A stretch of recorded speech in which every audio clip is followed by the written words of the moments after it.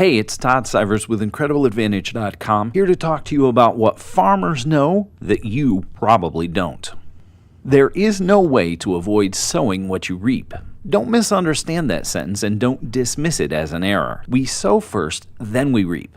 As children, we learn that we reap what we sow. Farmers sow a seed and reap a harvest. When we sow goodwill and trust in others, we usually reap goodwill and trust in return from them. But we also sow what we've reaped. For thousands of years, farmers got their seeds from last year's crops. They never bought seeds. They sowed what they had reaped because that's the way farming and life works.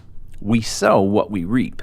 When we experience some acceptable level of success at something, reaping, we usually do it again, sowing. We get a job, sowing, that pays the bills, reaping. We stick with that job, sowing, even when we know we're capable of more than it demands of us or provides for us because we fear that if we do something else, we won't make as much, reaping, as we currently do. Scarcity influences us to dumb down our capability, and we never learn what we're truly capable of because people are afraid to sow anything they haven't reaped before.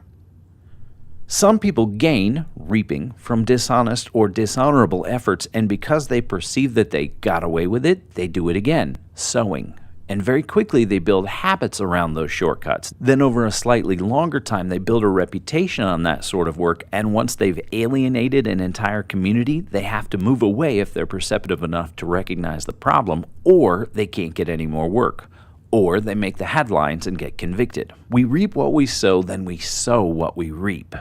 There are physical and chemical dependence factors of addiction, and I don't mean to make light of those, but there is always hope for people who want to break free from the chemicals or behaviors that have entrapped them. When someone honestly decides that they want to change, no addiction can hold them. But when someone has decided that they want to keep doing something destructive, no intervention can stop them. This is true of addiction, evil behavior, and suicide. If you harbor guilt over a failed relationship or a tragedy involving someone you care about, know that there is nothing anyone can do or say to change what someone else wants. What do you want is a powerful question that deserves our respect. We reap what we sow, then we sow what we reap. This means that with time and momentum, our habits become very hard to break, and some of the hardest habits to break are habits of belief.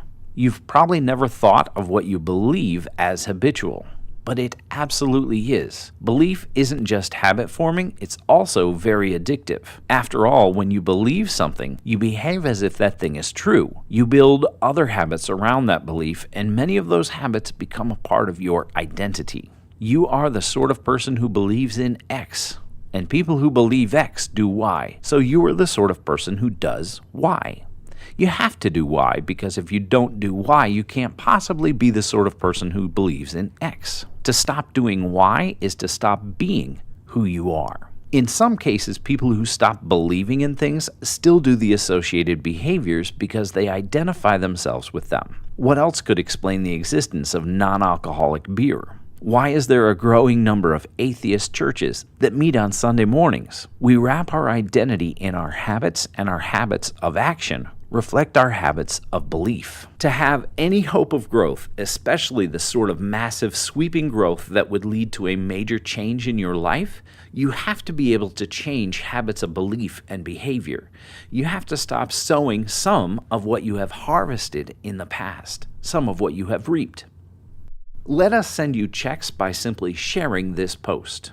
Would you like to share valuable insights like this and get paid for sharing it? It's as simple as 1, 2, 3. 1. Join our free 14-day trial. 2. Use your partner affiliate links you'll receive after joining. 3. Send links to our content from your blog and social posts. Send them as an email to your friends and subscribers, or share them anywhere online. You'll get commissions anytime someone buys a product or service through your links. With our sticky cookies, you'll even get paid if they buy months later through our own retargeting ads or follow-up emails. And when they become IncredibleAdvantage.com members, you'll get recurring passive income from their membership for as long as they remain.